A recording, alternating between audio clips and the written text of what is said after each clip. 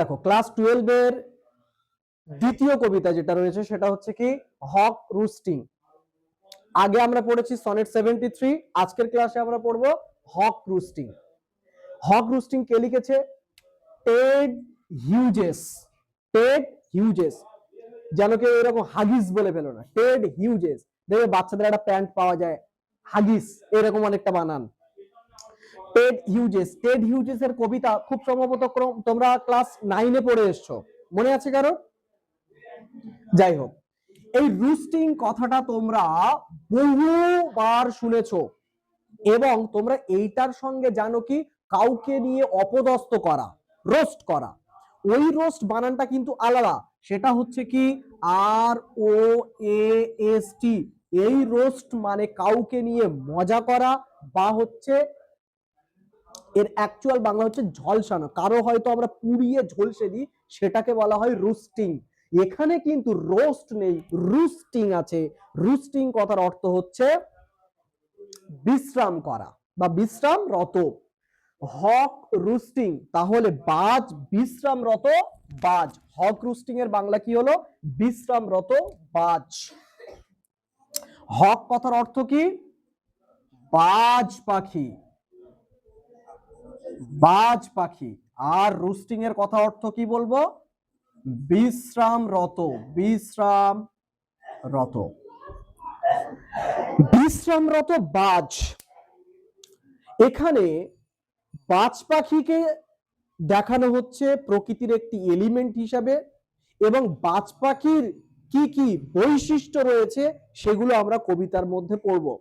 তোমরা দেখো ক্লাস 9 থেকে নিয়ে 12 পর্যন্ত প্রত্যেকটা ক্লাসে প্রকৃতির এইরকম যেগুলো উপেক্ষিত বিষয়, সাধারণত সাধারণ চোখে আমরা যেগুলো উপেক্ষা করি, আমরা ক্লাস 9 এ পড়েছি প্রকৃতির এরকম একটা বিষয় নিয়ে, হান্টিং স্নেক, সাপ, সাপ দেখে আমরা ভয়তে পালাই, সেখানে একটা কবি সেটা দেখে একটা কবিতার রূপ দিচ্ছে। ক্লাস 10 এ আমরা পড়ছি স্নেল, শামুক, দেখলেই মেরে দিই, শামুকের নিয়ে একটা কবিতা হচ্ছে। ক্লাস 11 এ দেখছি কি হক রুস্টিং, যে বাজ পাখি, বিশ্রামরত বাজ পাখি। বাজ পাখির কিন্তু একটা বৈশিষ্ট্য রয়েছে। বাজ পাখি হচ্ছে এমন ধরনের পাখি যে কিন্তু বৃষ্টির সময় মেঘকে ভেদ করে আকাশের উপরে, মেঘের উপরে উঠে যায়। অন্যান্য পাখি যেখানে বৃষ্টি হলে বৃষ্টির ভয়ে নিজেদের বাসা বা নিজের আস্তানাতে গিয়ে বিশ্রাম নেয়, সেখানে গিয়ে আশ্রয় নিয়ে লুকিয়ে যায়, সেখানে কিন্তু বাজ ওটা করে না। বাজ কি করে? বাজ মেঘকে ভেদ করে মেঘের উপরে চলে গিয়ে বাজ নিচে থেকে দেখে যে বৃষ্টি হচ্ছে। বাজের হচ্ছে এইরকম এক টেন্ডেন্সি। যেমন হচ্ছে আমরা কিন্তু প্রাণীদের ক্ষেত্রে যেমন দেখি সিংহ, সিংহকে কি বলি আমরা? পশুরাজ। যেমন হচ্ছে পাখিদের রাজা কিন্তু এইরকম হচ্ছে বাজ পাখি। বাজ পাখি আমরা পড়েছি ক্লাস, বাচ্চা যখন নিচু ক্লাসে ছিলাম কেজি স্কুলে, তখন ই ফর ইগল, ইগল মানে বাজ পড়ে এসেছি। এখানে হক মানে ও বাজ, একটা আর একটা টার্ম জেনে নাও। বাজ পাখি হচ্ছে কি একটা শিকারী পাখি। কিন্তু এই বাজ পাখির ঠোঁটটা দেখবে কি রকম বলতো? বাজ পাখি কোনোদিন কাছ থেকে দেখেছো? বাজ পাখির ছবি তো দেখেছো, দেখবে ঠোঁটটা কিন্তু বাঁকা থাকে, নখগুলো বাঁকা। কারণ কি? ও যে শিকারী পাখি, ওর ঠোঁট এবং নখে কিন্তু খুবই ধারালো এবং খুব শক্তিশালী হয়। আমরা যদি খাদ্য শৃঙ্খল দেখি, তোমরা নিশ্চয়ই বায়োলজি কিংবা জিওগ্রাফি কিংবা পরিবেশে এই খাদ্য শৃঙ্খল পড়ে থাকবে। খাদ্য শৃঙ্খলে এইরকম স্টেজ সব থাকে। একদম প্রথমের দিকে কি থাকে বলতো? উৎপাদক থাকে, তাই না? তারপরে কি থাকে? প্রথম শ্রেণীর খাদক, তারপরে দ্বিতীয় শ্রেণীর খাদক, তারপরে তৃতীয় শ্রেণীর খাদক, আর তার একদম টপে থাকে কি? সর্বভুক, যে সব খায়। তাহলে দেখো, মনে করো এখানে আমি ধরে নিচ্ছি ঘাস, ঘাসকে খাচ্ছে ফড়িং, ফড়িংকে খাচ্ছে ব্যাং, ব্যাংকে খাচ্ছে সাপ, সাপকে খাচ্ছে কে? বাজ। তাহলে খাদ্য শৃঙ্খলের নিরিখে যদি দেখি, সেই বাজ কিন্তু খাদ্য শৃঙ্খলের একেবারে কোথায় বসে আছে? টপে বসে আছে। আমরাও কবিতার মধ্যে দেখবো বাজ পাখির অবস্থান কিন্তু গাছের মাথায়, এবং সেই বাজ পাখি গাছের মাথা থেকে বসে সে ওখান থেকে তার জগৎটা কি রকম দেখছে সেটা নিয়ে আমাদের কবিতা। কবিতাটা শুরু করার আগে টেড হিউজেস সম্পর্কে একটুখানি জেনে নাও। টেড হিউজেস এর দেখো জন্ম হচ্ছে 17 আগস্ট 1900 31, মৃত্যু 28 অক্টোবর 1998। তার মানে খুব বেশি দিন না, আজ থেকে ধরো 27-28 বছর আগে মৃত্যুবরণ করেছে। দেখো টেড হিউজেস যে সময়ে জন্মেছে সেই সময়টার পর থেকে তার পুরো জীবনকালে আমরা ভারতের নিরিখে যদি দেখি, দেখো তো আমাদের ভারতবর্ষের কিন্তু একেবারে যে স্বাধীনতা পাওয়ার আগের মুহূর্তটা আমরা দেখছি, এবং সেই মুহূর্তে পুরো পৃথিবীতে যদি আমরা দেখি এই টাইম পিরিয়ডের মধ্যে কিন্তু কি হয়েছিল বলতো, দ্বিতীয় বিশ্বযুদ্ধ হয়েছিল। যে দ্বিতীয় বিশ্বযুদ্ধের ভয়াবহতা সব কিন্তু আমরা কম বেশি জানি। সেই দ্বিতীয় বিশ্বযুদ্ধের ভয়াবহতা এই সমস্ত, দেখো যখন একজন কবি লেখেন সেই কবির কিন্তু লেখার মধ্যে সমসাময়িক সমাজের নানান রকম চরিত্র চিত্র আমরা কিন্তু দেখতে পাই। এই কবিতাটা পড়ার পরে আমরা নিজেরাই হয়তো অনেকেই তুলনা করব, ও আচ্ছা বাজ পাখির সঙ্গে এর তো তুলনা করা যায়। বাজ পাখির যে সমস্ত চারিত্রিক বৈশিষ্ট্য এখানে টেড হিউজেস ইউজ করেছেন সেগুলো আমরা বুঝতে পারবো। টেড হিউজেসের যিনি স্ত্রী ছিলেন তিনি কিন্তু একজন এইরকম প্রতিষ্ঠিত লেখিকা, তার নাম হচ্ছে সিলভিয়া প্ল্যাথ। কিন্তু পরবর্তীকালে টেড হিউজেসের সঙ্গে একটা নারীর আবার বিবাহ বহির্ভূত মানে হচ্ছে পরকীয়তার একটা সম্পর্ক তৈরি হয়, যেটা সিলভিয়া প্ল্যাথ জানার ফলে তিনি আত্মহত্যা করেন। পরবর্তীকালে ওই যে মেয়েটির সঙ্গে সম্পর্ক হয়েছিল তারও কয়েক বছর পরে খুব সম্ভবত ওই মেয়েটিও আত্মহত্যা করে। সুতরাং এই টেড হিউজেসের জন্য কিন্তু দুটো মহিলাই কিন্তু আত্মহত্যা করে। এই জন্য টেড হিউজেসকে কিন্তু মার্ডারার পোয়েট নাকি পোয়েট ইটার এইরকম কিছু একটা নামে তাকে সম্ভবত ডাকা হয়। যাই হোক, এবার কবিতাটা আমরা অল্প অল্প করে পড়ার চেষ্টা করি। দেখো, এবং কবিতাটা লেখা হয়েছে ড্রামাটিক মোনোলগে। কিসে? ক্লাস 11-এ তোমরা যখন মাই লাস্ট ডাচেস পড়েছিলে, মোনোলগ। ড্রামাটিক মোনোলগ মানে কি? ড্রামাটিক মানে কি? একটা সংলাপ থাকবে, কথোপকথন থাকবে, কথোপকথনের আকারে সেই ভঙ্গিতে লেখা হয়েছে। আর মোনোলগ মানে কি? যেখানে বলবেন একজন।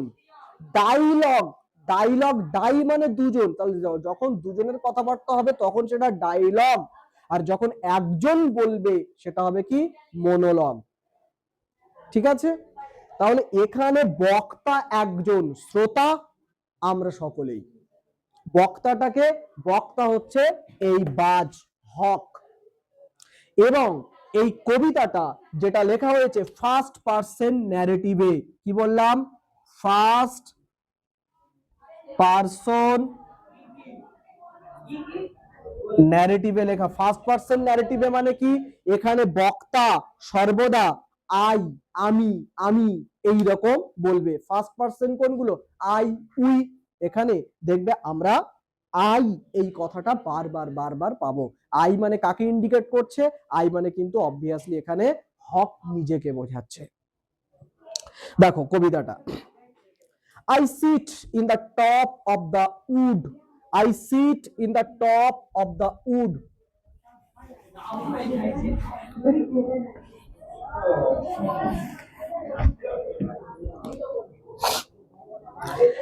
আচ্ছা, সিট মানে কি? সিট মানে বসা, তাহলে আমি বসি in the top of the wood, গাছের একেবারে উচ্চ জায়গায়।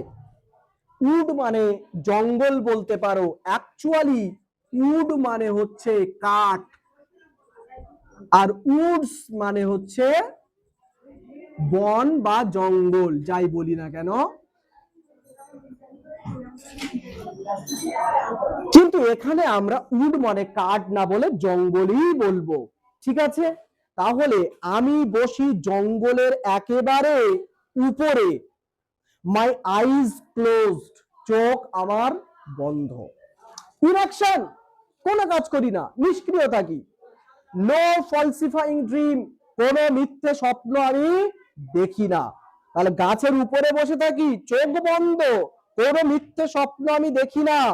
Between my hooked head and hooked feet, আমার বাঁকা ঠোঁট আর বাঁকা পায়ের মাঝে অর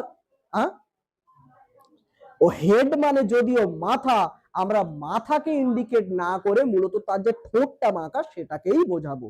ঠিক আছে, তাহলে আমার বাঁকা ঠোঁট আর বাঁকা পায়ের মাঝে or in sleep rehearse perfect kills and eat, আমি মহড়া করি, আমি প্র্যাকটিস করি কিভাবে নিখুঁত ভাবে মারা যায়, কিভাবে নিখুঁত ভাবে খাওয়া যায়। তাহলে গাছের মাথায় আমি বসে থাকি, চোখ আমার বন্ধ, আমি কোনো কাজ করি না, কিন্তু মিথ্যে স্বপ্ন আমি দেখি না।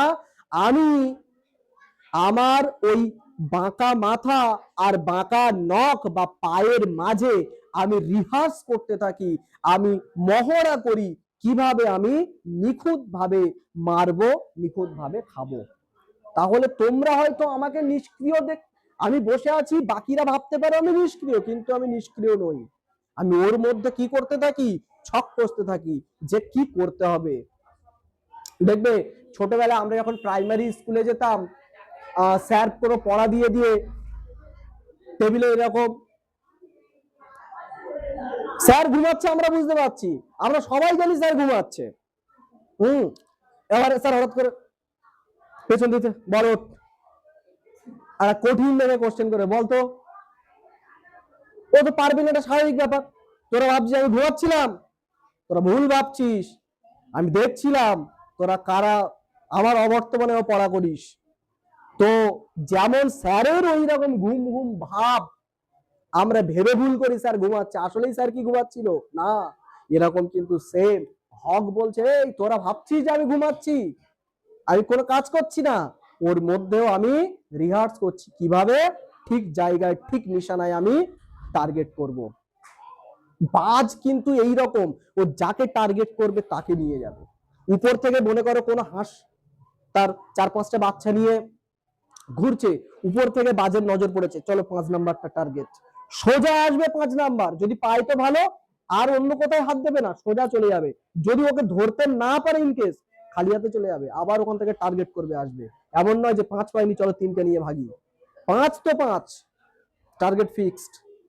তোমরা কোনো ব্যাপার না, সোনালি হলো না, মানালির গিয়ে বলে দেবো, কোনো ব্যাপার না, যে কোনো একটা হলেই হলো, বাজের মতো হবে, টার্গেট ওকে করেছি মানে আমার ওটাই লাগবে। কথা বোঝা গেল কি বললাম?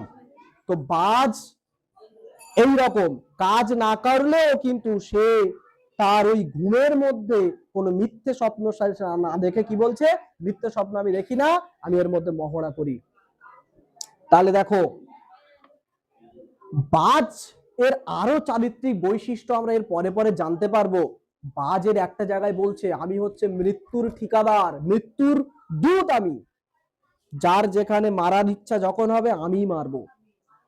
দেখো তার এই রাজা সুলভ আচরণ কেন, দেখো সে নিজেকে ভাবে রাজা, সে বলছে আমি এরকম কোনো মিথ্যে স্বপ্ন দেখি না।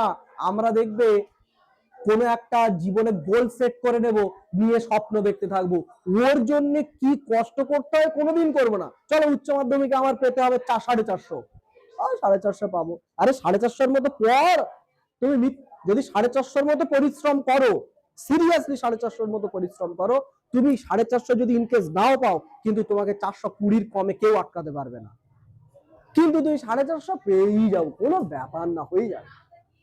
তুই পড়ছো না ঠিক আছে, কোনো ব্যাপার না, তোমার 375 আটকে যাবে, তাও এগোবে কিনা সন্দেহ। ফলে মিথ্যে স্বপ্ন কিন্তু দেখা যাবে না, স্বপ্ন দেখতে হবে এবং সেই অনুযায়ী পরিশ্রম করতে হবে, একদম বাজের মতো ঘুমের মধ্যেও কিন্তু তোমাকে সেই মহড়া করতে হবে।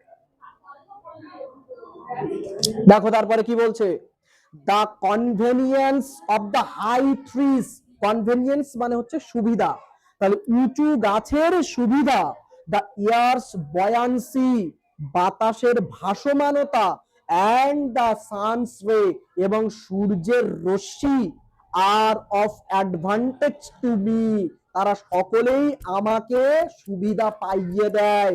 And the earth face upward for my inspection, পৃথিবীর যে মুখটা এরকম উপরের দিকে উঠে আছে না আমার পরিদর্শনের জন্য। দেখবে উপর থেকে, অনেক উপর থেকে যদি আমরা দেখি পৃথিবীতে একটু কার্ভ বা বাঁকা মতো দেখায়।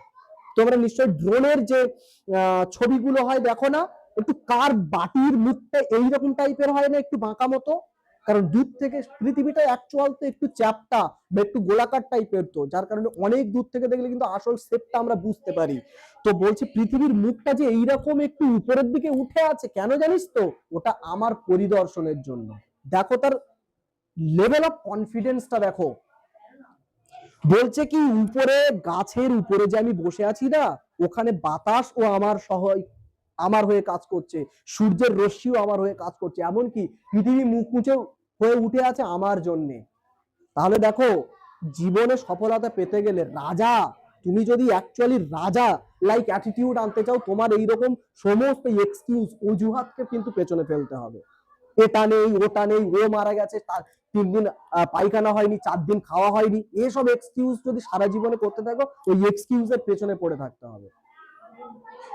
কি বললাম বোঝা যায়? জীবনে কিছু করতে গেলে এই রকম যেগুলো তার কিন্তু বাধার কারণ হতে পারতো, সেগুলোকে সে তার পজিটিভ এনার্জি বলে মনে করছে। ঠিক আছে, জীবনে আমার গার্লফ্রেন্ড ছেলে চলে গেছে, আমার সংসারে অভাব আছে, আমার পাড়ার লোকেরা আমাকে তানা দিচ্ছে, এই সমস্ত বিষয় আমি কি করব, আমাকে তো কেউ ভালো চোখে দেখে না, এ করে না, এইরকম নিয়ে তুমি যত নেগেটিভ চিন্তা করবে, তুমি তত নেগেটিভিটির মধ্যে চলে যাবে। ওইগুলো চলে গেছে দেখাবো, পাড়ার লোক বলছে ওদের করে দেখাবো, ঠিক আছে, এইগুলোকে তুমি যখন পজিটিভ এনার্জিতে বদলাবে না, তখন কিন্তু এই রকম তোমার হক বা বাজপাখির মতো অ্যাটিটিউড আসবে। বলছে কি গাছের উঁচু অবস্থান আমাকে সুবিধা করে দেয়, বাতাসের ভাসমানতা বা প্লবতা এবং সূর্যের রশ্মি আমার জন্য সুবিধা করে দেয়, পৃথিবী যে উপরে উঠে আছে এইরকম কার্ভ হয়ে আছে, সেটা আমার পরিদর্শনের জন্য সুবিধা করে দেয়। ইন্সপেকশন মানে হচ্ছে পরিদর্শন। ইন্সপেকশন মানে কি? পরিদর্শন। এখানে যদি কোনো কঠিন শব্দ থাকে, যেমন দেখো কনভেনিয়েন্স,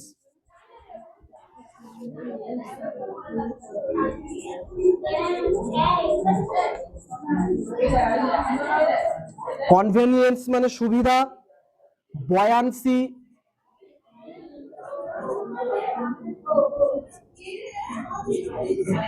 বয়ান্সি মানে ভাসমানতা বা প্লবতা বলতে পারো।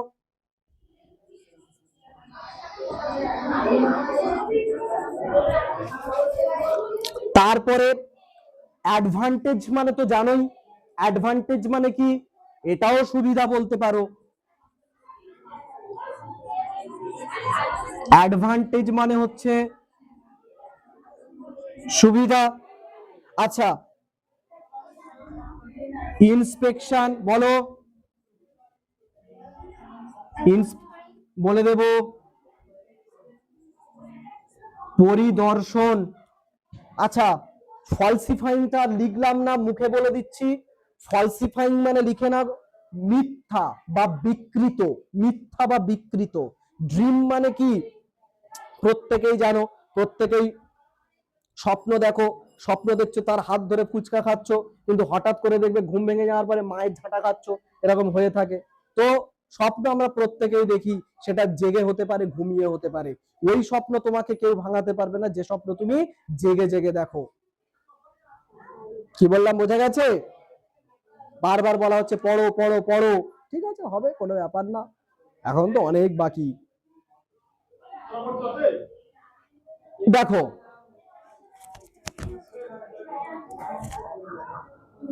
লেখা কমপ্লিট। তাহলে প্রথম স্ট্যান্জাতে কি বললো বলো তো? প্রথম স্ট্যান্জাতে বলছে আমি গাছের একেবারেই উপরে বসে থাকি, আমার চোখ বন্ধ, নিষ্ক্রিয়, কোনো কাজ করি না, কিন্তু মিথ্যে স্বপ্ন দেখি না, আমার এই বাঁকা ঠোঁট আর বাঁকা পায়ের মাঝে, অথবা আমি ঘুমের মধ্যে আমি রিহার্স করি, আমি মহড়া করি কিভাবে মারবো, কিভাবে খাবো। দ্বিতীয় স্ট্যান্জাতে বলছে এই যে গাছের উচ্চতা আমাকে সুবিধা পাইয়ে দেয়, বাতাসের প্লবতা এবং সূর্যের রশ্মি আমার কাছে সুবিধে বলে মনে হয়, এই পৃথিবীর মুখ যে উপরের দিকে হয়ে আছে আমার পরিদর্শনের জন্য। পৃথিবী এমনি এমনি মুখটা উঁচু করে নেই, পৃথিবী আমাকে দেখতে সুবিধা, আমার দেখতে সুবিধা হবে তাই পৃথিবী মুখ উঁচু করে আছে। বুঝতে পারছো? পৃথিবী কেন মুখ উঁচু করে আছে সে পৃথিবীই জানে, কিন্তু সে দেখো ও কেন করে আছে, আমার জন্য করে আছে। এই হচ্ছে অ্যাটিটিউড।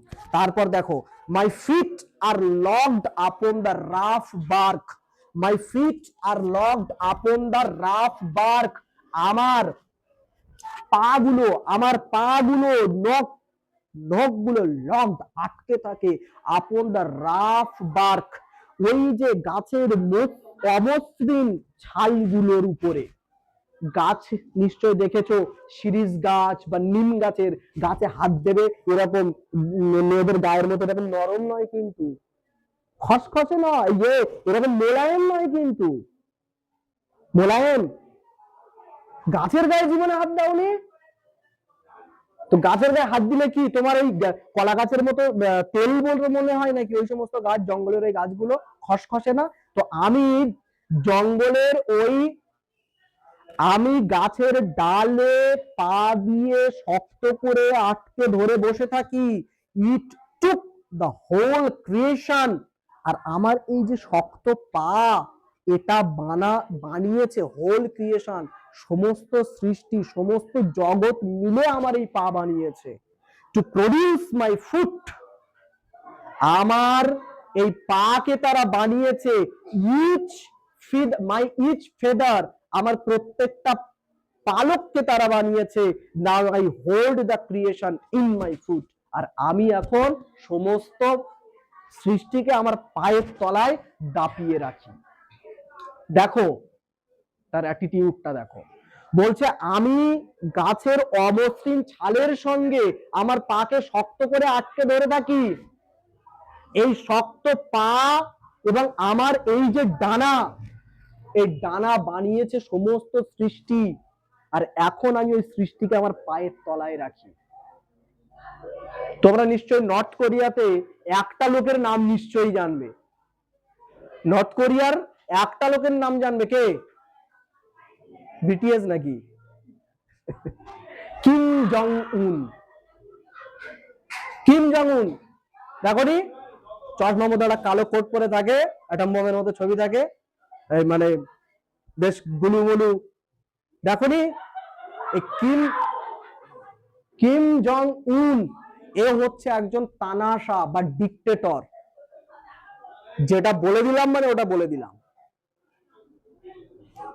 এর কাজের ধরনে দেখো, এরকম মিটিং হবে তো কেউ একজন হয়তো তার বিরুদ্ধে কথা বললো, ভালো করে বুঝবে, কেউ একজন কিম জং উনের বিরুদ্ধে কথা বললো, পরের দিন মিটিং এ তারা খুঁজে পাওয়া যাবে না, নেই, হঠাৎ করে ওই জায়গা খালি। ঠিক আছে, একবার এইরকম কিম জং উনের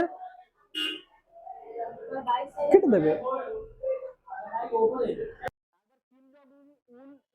পুরো বিশ্বময় বদনাম হয়ে যাচ্ছে যে সে ডিক্টেটরশিপ করছে, সে আগ্নেয়তন্ত্র করছে, লোকের কোনো স্বাধীনতা দিচ্ছে না, বলছে তাই ব্যাপার, ঠিক আছে ভোট হবে।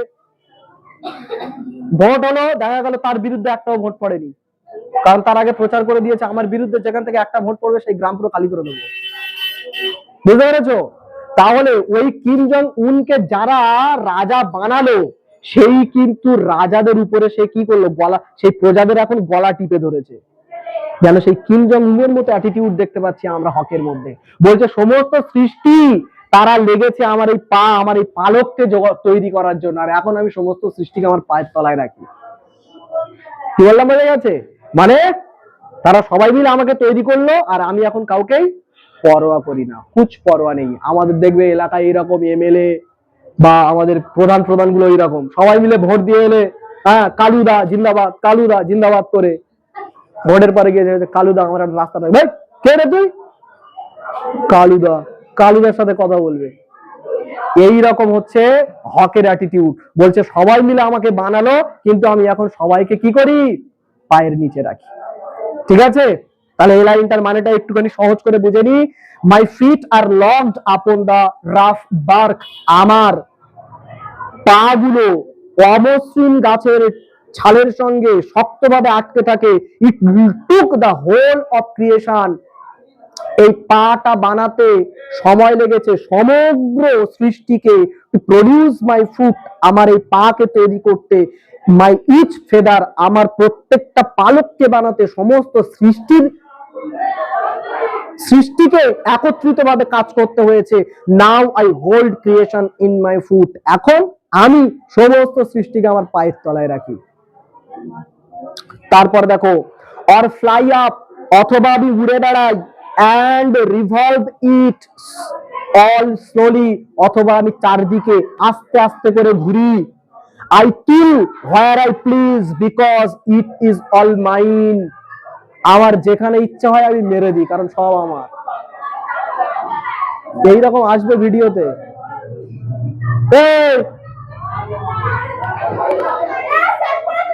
এইভাবে ভিডিও হচ্ছে তো।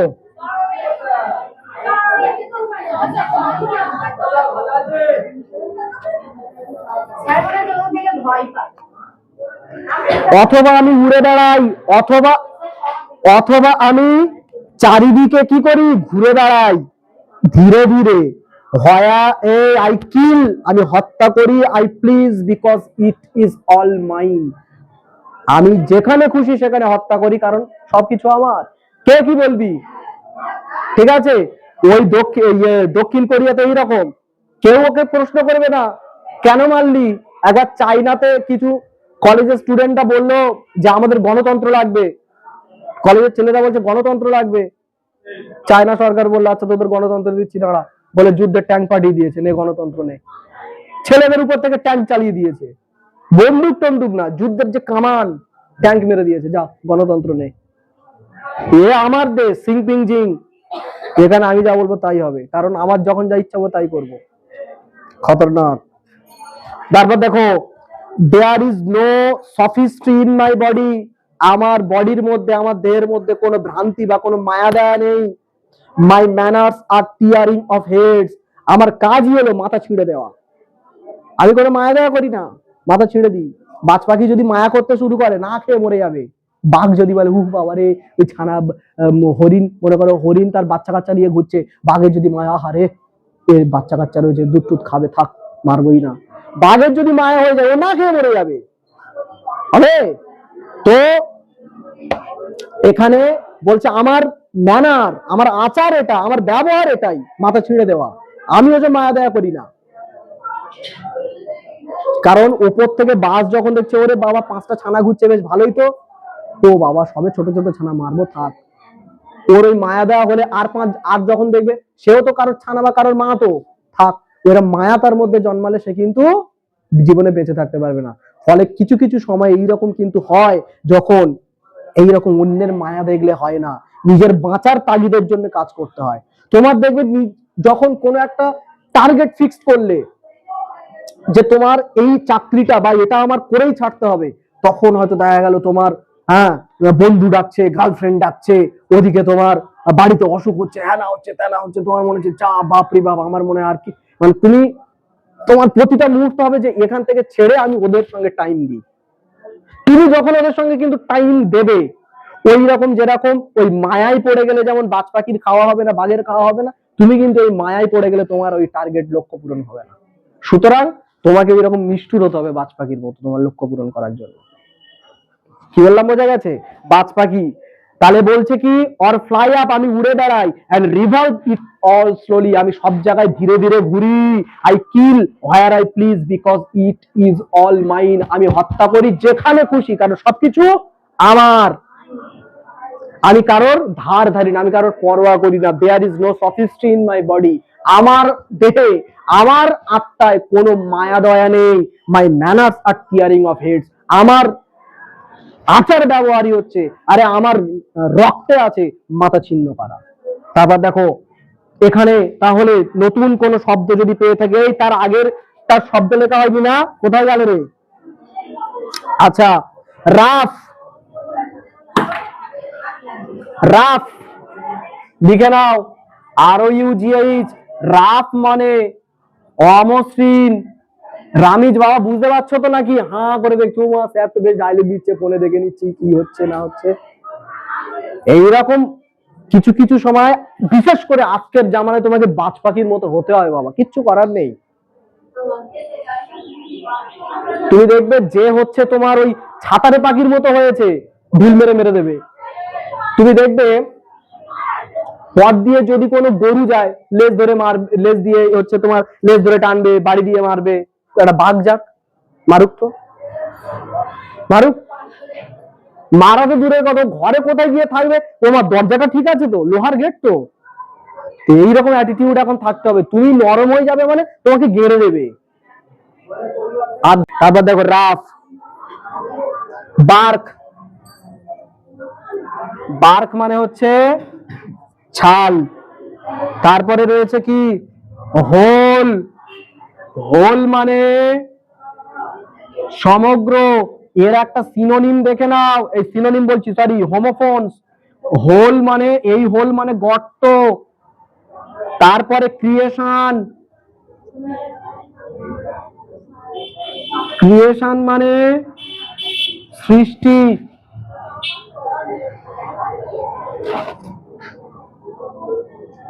এই তোমাদের লেখা হয়নি এখনো? দিয়ে দাও, দিয়ে চলে যাও। কেন খাতায় লিখবে, কি মুশকিল? ফিদার মানে পালক। এখন এক মুহূর্ত সময় নষ্ট করা যাবে না। তারপরে এটা লেখা হয়ে গেলে 0.5 স্পিড করে দেবে। করা যায় না এরকম ভিডিওকে? 0+0.5 ফাস্ট, ফাস্ট 0.5, তাহলে ডিউরেশন কমে আসবে। 0.5 বা তোমার 75ও করতে পারো, দেখবে 75 করে কিরকম আসছে। কারণ ছেলেমেয়েদের ধৈর্য এখন এত নেই যে এতক্ষণ ধরে ভিডিও শুনবে, স্যারে বক বক শুনবে। ডিম দাম এমন এমন হবে যেন মারপিট পেতে যায়, এরকম যেন মনে হয়। ডিম দাম ধর বাজ পাখি পড়াচ্ছে না, মারপিট করছে, স্যার বুঝতে পারবে না। বলো, ফ্যামিলি তো অলসো। আচ্ছা ঠিক আছে, দাও এখানে দেখে নাও। দুটো সব লিখেছো তো? ঠিক আছে। নোটিশ, নোটিশ তো না থাক, যাও, অনেক রাত হয়ে যাচ্ছে, অন্য পড়াগুলো পড়ে নেবে এখন।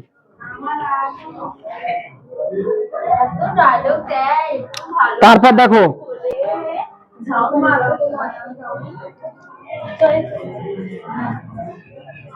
রিভলভ মানে কি?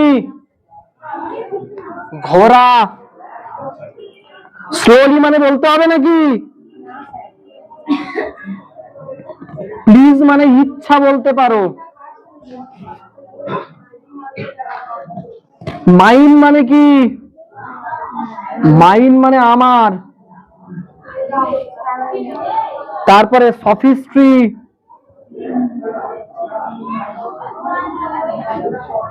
সফিস্ট্রি মানে ভ্রান্তি বলতে পারো বা মায়া বলতে পারো এখানে। বডি মানে তো জানো নাকি? ম্যানার্স মানে হচ্ছে আচার, আচরণ।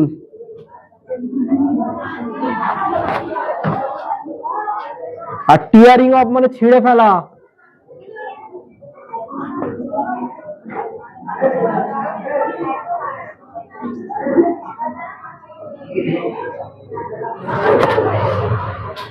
আর হেড মানে তো জানো পা নাকি? হ্যাঁ, কি ভোলা ভালা দেখ সব বলে। হ্যাঁ,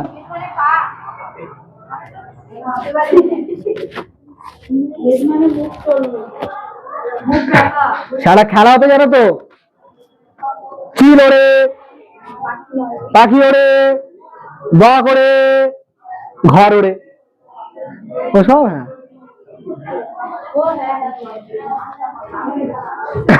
যাও। হ্যাঁ, তারপরে দেখো the allotment of death. The allotment of death অর্থাৎ মৃত্যুর বরাদ্দ। অ্যালটমেন্ট মানে হচ্ছে বরাদ্দ, মৃত্যুর বরাদ্দ। For one path of my flight is direct. কেননা আমার ওড়ার পথটা সোজা। মৃত্যুর বরাদ্দ, আমার ওড়ার পথটা সোজা। কি বললো বুঝতে তো পারলাম না, পুরোটা পড়ি। Through the bones of the living, জীবন্তদের হাড়ের মধ্য দিয়ে চলে যায়। No argument asserts my right. কেউ আমার অধিকার নিয়ে তর্ক করতে পারে না। তার মানে কি, মৃত্যুর বরাদ্দ আমাকে দেওয়া আছে। আমি যেখান থেকে যাই, যারা জীবিত তাদের হাড়ের মধ্য দিয়ে মৃত্যুর স্রোত বয়ে যায়। কেউ কোনোদিন তর্কও পারে না যে তুই কেন মারবি। ভালো করে বুঝবে এটা। যখন বাজ পাখি উপর থেকে দেখছে, এই উপর থেকে যে বাজ ওকে দেখছে, এইটা যদি নিচে যে হাঁস তার ছানাদের নিয়ে চড়াচ্ছে, সে যদি একবার দেখতে পায়, তার শিরদাঁড়া থেকে ভয়ের স্রোত বয়ে যাবে না? কারণ এই না বুঝি সে হয়তো আমার কোন বাচ্চাকে নিয়ে চলে যাবে। বলছে ওই হাঁসের সাহস আছে কোনোদিন আমাকে ঘুরিয়ে জিজ্ঞাসা করবে, এই তুই আমার বাচ্চাকে মারবি কেন? কারণ এটা আমার অধিকার। আমার অধিকার নিয়ে কেউ কোনোদিন আর্গুমেন্ট করবে না, কেউ অধিকার চাইবে না যে এটা কেন তুই মারবি।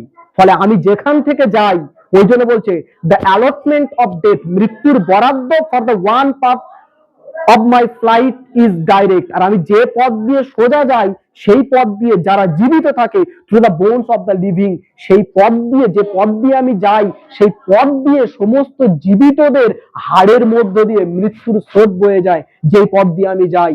কারণ তারপর কি বলছে, no argument asserts my right, আমার অধিকার নিয়ে কেউ কোনো তর্ক করতে পারবে না। তাহলে ওর অধিকারটা কি? ওর অধিকারটা হচ্ছে মৃত্যু দেবে। তাহলে তুমি আমাকে মাংস দাও, আমি তোমাকে মৃত্যু দেবো, এইরকম যেন তার এইরকম বার্তা। যে আমি তোমার দিকে তাকালাম, তার মানে কি, হ্যাঁ, আমি তোমার দিকে তাকালাম, আমি তোমার কাছে গেলাম, তার মানে কি তোমাকে ফুল দেবো না, তোমাকে মৃত্যু দেব। এটা হচ্ছে হক বা বাজ পাখির চরিত্র। ওই জন্য বাজ পাখি যে পথ দিয়ে যায়, জীবিতদের হাড়ের মধ্য দিয়ে মৃত্যু স্রোত বয়ে যায়।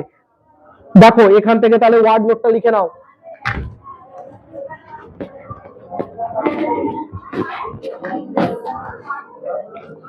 অ্যালটমেন্ট,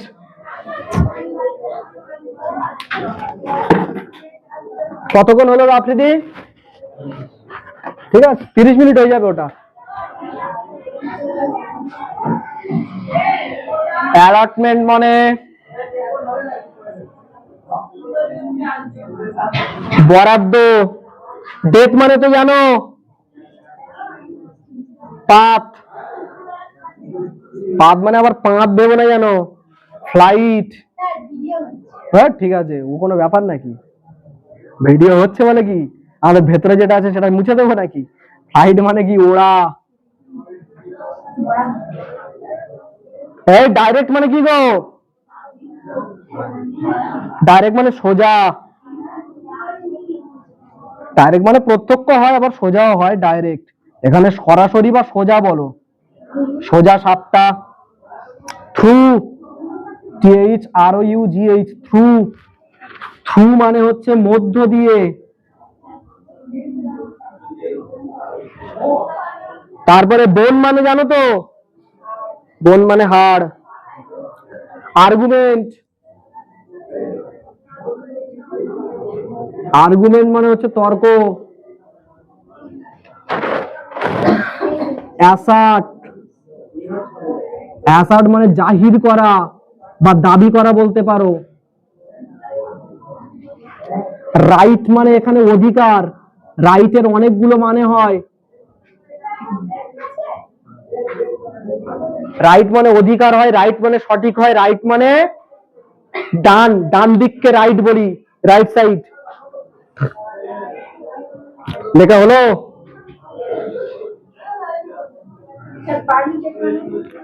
পারমিটেড, পারমিটেড অনুমতি দেওয়া। চলো তারপরে শেষ stanza. The sun is behind me, সূর্য আমার পেছনে। Nothing has changed since I began, বলছে জবে থেকে আমি জন্মেছি না, বিজ্ঞান মানে শুরু করা, এখানে তার জন্মকে বোঝাচ্ছে। বলছে জবে থেকে আমি জন্মেছি কোনোদিন কিছু চেঞ্জ হতে দিইনি। My eye has permitted no change, আমার চোখ কোনো কিছু পরিবর্তন হতে দেয়নি। I am going to keep thing like this, যেমনটা ছিল আমি সেই রকম রেখে দিতে চেয়েছি বা সেরকমই রেখে দিয়েছি। তাহলে কি বলছে, সূর্য আমার পেছনে, যবে থেকে আমি জন্মেছি, তাহলে যবে থেকে আমি নিজের অধিকার ফলাতে শুরু করেছি, আমার অধিকার নিয়ে কেউ কোনোদিন হস্তক্ষেপ করেনি বা কেউ পাল্টা কোশ্চেন করেনি, আমার চোখ কোনোদিন সেই সুযোগ কাউকে দেয়নি, কারণ আমি এই রকমইটা রেখে দিয়েছি। যেমনটা বলছিলাম, চীনে একবার বললাম না, চীনে অ্যাকচুয়ালি চলে ওদের কমিউনিস্ট পার্টি। কমিউনিস্ট পার্টি মানে হচ্ছে ওদের যতবারই ভোট হোক না কেন ওই একই পার্টি জিতবে, অন্য কোনো পার্টি জিতবে না। তো একবার চীনের কলেজের স্টুডেন্টরা বললো যে আমাদের ডেমোক্রেসি লাগবে, বলে প্রতিবাদ প্রোটেস্ট শুরু করেছে। চীনা সরকার বলে ঠিক আছে তোদের ডেমোক্রেসি দিচ্ছি, বলে ট্যাঙ্ক দিয়ে দিয়েছে, নে ট্যাঙ্কের সামনে গিয়ে কত অনেকগুলো মানে হয়তো 200-250, আমি এক্সাক্টটা মনে নেই, এতজন এইরকম মারা গিয়েছে। ওই শুরুতে যদি ওদেরকে দমন না করতো তাহলে ওদের দেখা দেখি চীনের আর অন্যান্য প্রান্তে নিশ্চিতভাবে আরো বড় বৃহত্তর আন্দোলন হতো, ঠিক কিনা? হতো তো। শুরুতেই কিন্তু ওই আন্দোলনের ওই ছেলেগুলো যখন মেরে দিল, বাকিরা আন্দোলন করতে সাহস পাবে? তাদের জীবনের পরোয়া নেই। তো বাজ পাখি ওই রকম। বাজ পাখি বলছে যবে থেকে আমি জন্মেছি কোনো কিছু চেঞ্জ হতে দিইনি। চেঞ্জ কি হবে? কে প্রতিবাদ করবে? যে করবে তার পরের দিন আর খুঁজে পাওয়া যাবে না। ওই জঙ্গলে ছিল নাকি? আচ্ছা ঠিক আছে, তখন থেকে তার নামের পিছনে জুড়ে যাবে ও একদা এক হাঁসের 5টা ছানা ছিল, আছে না ছিল, এরকম হয়ে যাবে। তো তার অ্যাটিটিউড হচ্ছে এইরকম যে যেটা বলে দিয়েছি মানে ওটা বলে দিয়েছি, কোনো পরিবর্তন হবে না, আমার যেটা সেটা আমার, অন্য কারো হতে দেবো না। ওটা লাগবে মানে লাগবে, ওটা দিতে হবে। সে 2 বিঘা জমি পড়েছিল না, 2 বিঘা জমি পড়েছো কি? সেই বাবু বললো না, একটা লাইন ছিল আমার ঠিক মনে নেই, বাবু শেষমেশ বলছে ওটা দিতে হবে। শেষমেশ তার মিথ্যে মামলায় ফাঁসিয়ে টাঁসিয়ে সেই জমি কুক্ষিগত করে নিল, নিয়ে হচ্ছে ওর ওখান থেকে তাড়িয়ে দিল। যাই হোক, দেখো বিহাইন্ড মানে কি? সামনে। কিরম বলে দেখ, সামনে পেছনে। চেঞ্জ মানে কি? পরিবর্তন। বিজ্ঞান মানে আরম্ভ করা, এখানে যদিও তার জন্মকে বোঝাচ্ছে, আরম্ভ করা।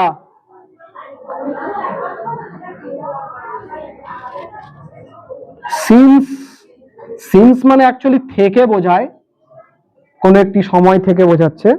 পারমিটেড, অনুমতি দেওয়া।